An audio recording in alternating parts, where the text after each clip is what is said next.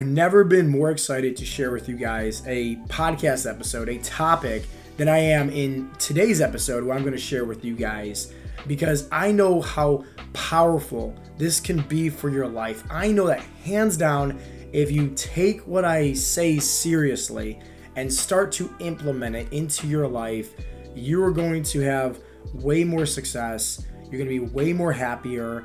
You're probably going to be just a lot more of a positive person in general. And you're probably thinking to yourself, Joe, that is such a big, bold claim.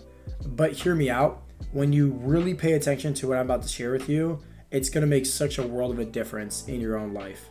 When you truly change your identity and you have this whole new belief system, you don't have to be the victim anymore, right? And which is, hey, the way my life is because of him or her or this going on at work or this going on, or I don't make enough money, or excuse. And it's like every time you point the finger at somebody or something else, you got to realize you have three fingers pointing right back at you. You got to realize that, excuses are just like buttholes. Everybody has them and they all stink anyways, right? So instead of you constantly trying to put, Febreze on a bunch of crap, it's like, hey, why don't we actually clear out the crap? And how do we do that? It's by changing the story that we tell ourselves. One of my favorite Bible verses is Proverbs 18:21. Death and life are found in the power of the tongue. And when you're speaking certain things, right, you're going to start thinking certain things as well. And when you're thinking certain things, you're going to start believing certain things. So the words that you say have so much power. Remember, they can either be speaking death or you can be either speaking life. But regardless, the words that you're saying, don't think about it as just words to other people. It's also those internal conversations within yourself. And if you're constantly feeding the bad wolf rather than feeding the good wolf, you're constantly telling yourself, why you're not successful, why you're not good enough, how, you're never going to be able to amount to anything in life.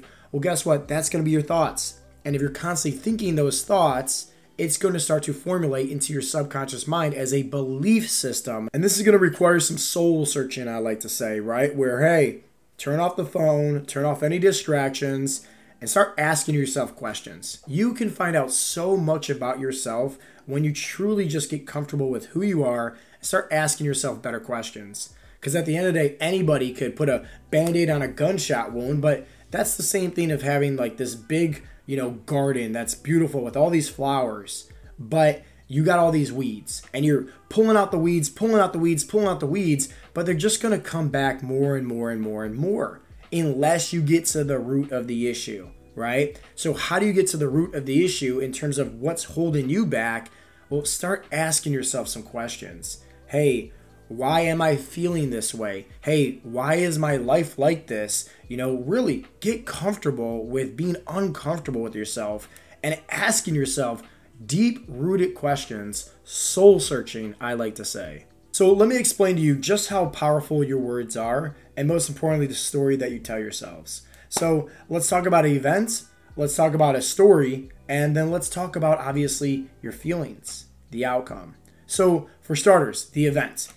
Let's say that, hey, my name is Jim, okay? And I have been struggling to find a relationship. It seems like every single time I'm, talking to somebody, right, I just pour my heart out there, and I've been heartbroken so many times, and it just seems like, I'm in my mid-30s and I can't find the Mrs. Right for me. Nothing seems to be going around my way, and it's just like every single time I date somebody, it ends up in a horrible breakup, and I'm at a loss, right? Lost costs, Jim over here.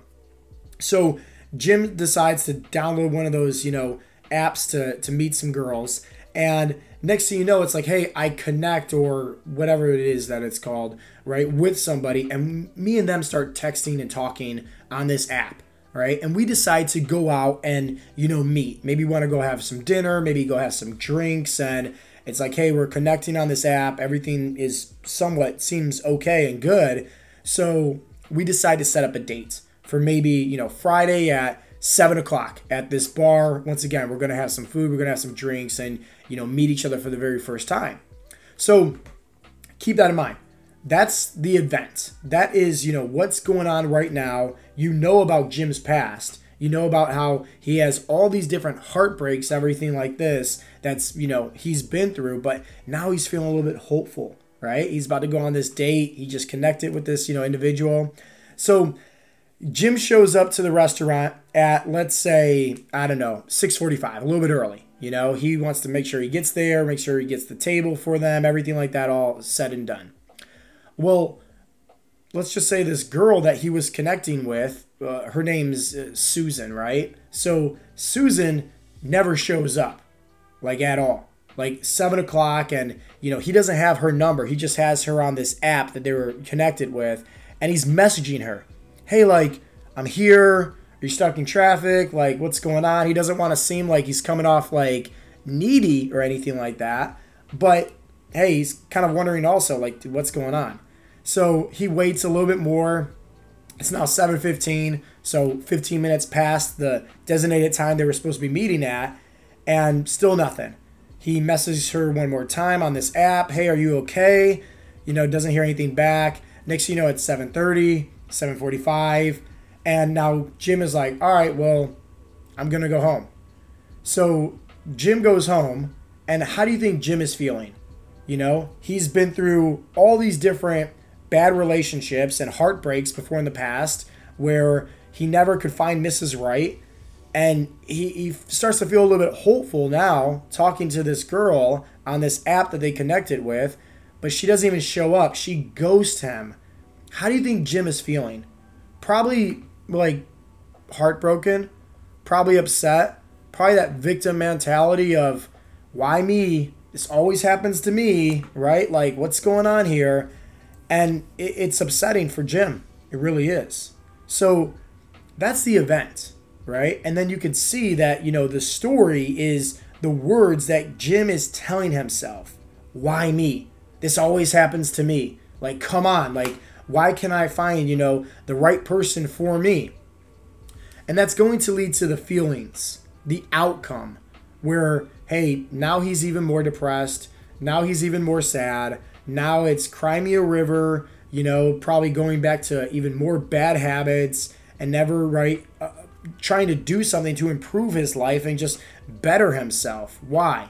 Victim mentality, because that event, right, led to the story, which was the words that he told himself, and she never showed up. Hey, it must be me. Nobody likes me, etc. And that's going to lead to that feelings, the outcome of it either being feeding the good wolf or feeding the bad wolf. And in this situation, he's feeding the bad wolf. Now, what if I told you that this was actually what happened? Jim showed up to the restaurant. He messaged Susan on this app. Susan never came. But what really happened was, hey, Susan was on her way to the restaurant. Susan also, just for clarity, she has a past of, hey, she can't find the right person for her either. She's been heartbroken numerous of times, right? So it's like she's very hopeful about going on this date with Jim. So on her way to the restaurant, she happens to get a flat tire.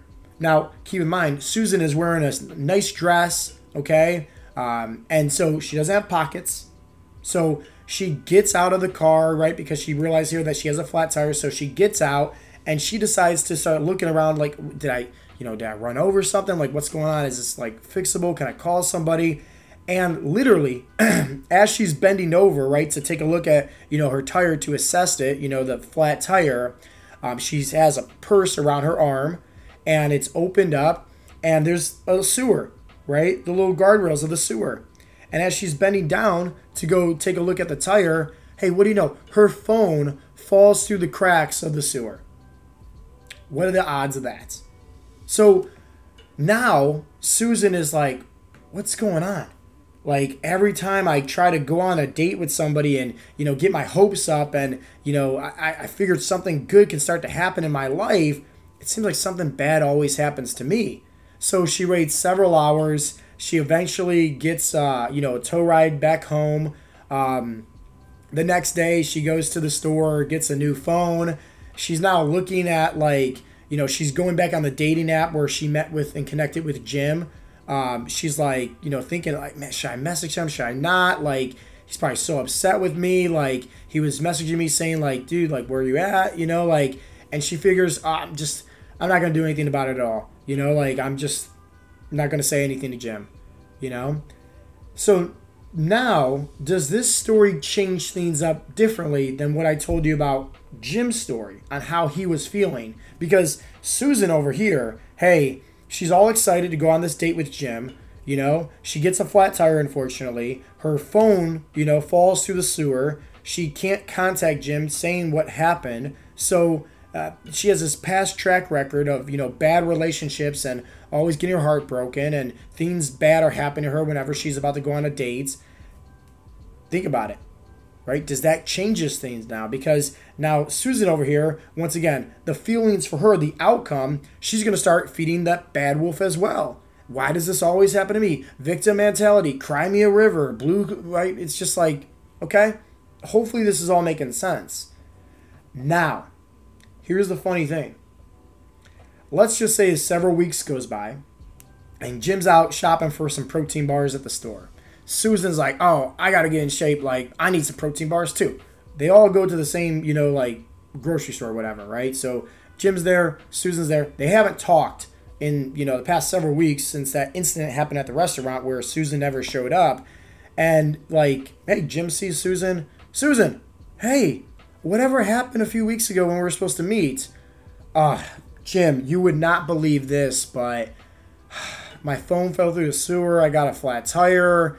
Like, and she's like, it just sucks because I was so hopeful. But honestly, every single time I go on a date, it seems like bad things always happen. Like, I've had my heart broken so many times. Now, Jim is listening to this and he's like, hey, that sounds just like me. Like, I've always had bad things happen to me as well. Like, nothing ever seems to go my way. Now they're talking. Now they're connecting. They buy their protein bars, start working out together, you know, fall in love, get married, right? Have some kids. They all got six-pack abs, etc. So life is great for them. But, right, going back to the initial story, the words that you're telling yourself, you are in full control. Nobody else. Remember, every time you point the finger at somebody or something else as to what's going on in your life and what's, you know, bad about it, you got three fingers pointing back at you. Everything in life is a perspective. It's just that, where is your focus and attention on? Is it in the good or is it in the bad? Because, you know, somebody could have these expectations for themselves, like, oh, I'm going to go on this date and this is going to be, you know, amazing. And that person doesn't show up. And next thing you know, hey, now they're hurt. Now they're feeding the bad wolf. Rather than having the right intentions of, okay, hey, I'm going to show up and, you know, if that person happens to come there, like, I'm going to make sure, like, it's going to be a great time. I'm going to have great conversations, right? Make that individual laugh and just, that's it. Be myself, right? If they don't, who cares? You know, like, whatever. It's a night out for myself, I guess, right? So it's the story that you are telling yourself that matters the most. Remember, like, Jim, he didn't know what was going on with Susan, but the story that he told himself was, why me? Victim mentality, cry me a river, blue hoo, right? And then Susan, once again, same thing. Victim mentality, this always happens to me, etc., right? And so at the end of the day, it's the words that you're telling yourself. Proverbs, right? Once again, 18:21, death and life are found in the power of the tongue. You need to understand that. There is so much truth to that. Your words, everything that you're telling yourself, your story, that is what is going to shift, right? Your thoughts, your thinking patterns, and that is what's going to shift your belief system, and that's what's going to shift your identity. So at the end of the day, if you want to dramatically change your life and be happier, be in better shape, right? Be more financial independent, right? Start by changing the words. Start by changing the stories that you're telling yourself. Stop being the victim and start taking ownership and start taking action. It's like, for me, for my business, for example, if let's say I was going to have a discovery call with somebody that's applying for our coaching program, and hey, they end up ghosting me, right? They don't show up for that call. And maybe I thought, like, oh man, it was going to be a 10 out of 10. They were going to get signed up. We're going to help this person get off their medications, lose a whole bunch of body fat. It'd be a win-win for everybody, right? Winner, winner, chicken dinner. They don't ever show up. So I have an option right there. Option A is victim mentality. oh, this sucks, and it must be because my coaching program is bad, or, you know, what. I start playing all these lies in my head and feeding the bad wolf. Or I have an option of feeding the good wolf and saying, hey, it must not be meant to be. Hopefully that person's okay. Like, I haven't heard back from them, but hey, fingers crossed, like everything's all right. Hopefully they're not in the hospital or getting into an accident or something like that. But I got the next 30 minutes to an hour. Now I can focus on, hey, go spend more quality time with my family. Or, hey, I got the next 30, minutes to an hour to, let's say, work on my business or message some of our members or, make a podcast episode. It's like the words that you tell yourself, the story has so much to do with where you're trying to get to in life. And you need to understand that. And that's why I use that little analogy about, Jim and Susan and, their heartbreaks and falling in love and getting protein bars and, getting married, having kids, and they're all physically fit, etc., right? Happy ending at the end of the day, etc. So you can just see that the words that you tell yourself, the story matters the most. It has nothing to do about your current situation. It has nothing to do about your abilities, It has everything to do with how you perceive it, your mindset. That is what truly matters the most. And you need to understand that. You need to understand that. Remember, death and life are found in the power of the tongue. What are the words that you're speaking? What are your thoughts, right? That's on auto repeat constantly, autopilot, constantly. What are those thoughts? Are they good thoughts, right, of feeding the good wolf, or are they bad thoughts and you're feeding the bad wolf? Because at the end of the day, the one that wins is the one that you feed the most. Stop feeding the bad wolf. Stop being the victim. Start taking ownership. Start taking action. And I promise you, your life will change. And you'll come back to this video and say, hey, that Coach Joe guy, right? He didn't say anything about health and fitness this go around. He just literally talked about like heartbreaks and something about kids with six-pack abs. And, he talked about, everybody's making excuses and they're like buttholes. They all stink. But you know what? He said something in that video. He said something in that podcast episode that changed my life. Because now I started to take ownership. Now I started to have more of a guard, right? And was more aware over the words that I'm telling myself. Because I understand the importance of my life. And that I can change my life based on the story that I tell myself. So hopefully you guys got some value from today's episode. Hey, if you did, give this video a thumbs up. Leave a comment down below with your biggest takeaway. And as always, guys, if you have not yet subscribed to my YouTube channel, please do. I would greatly appreciate that. And lastly, this has been Coach Joe with Heartletics.com. I will talk to you guys in the next episode. Peace out, Girl Scouts.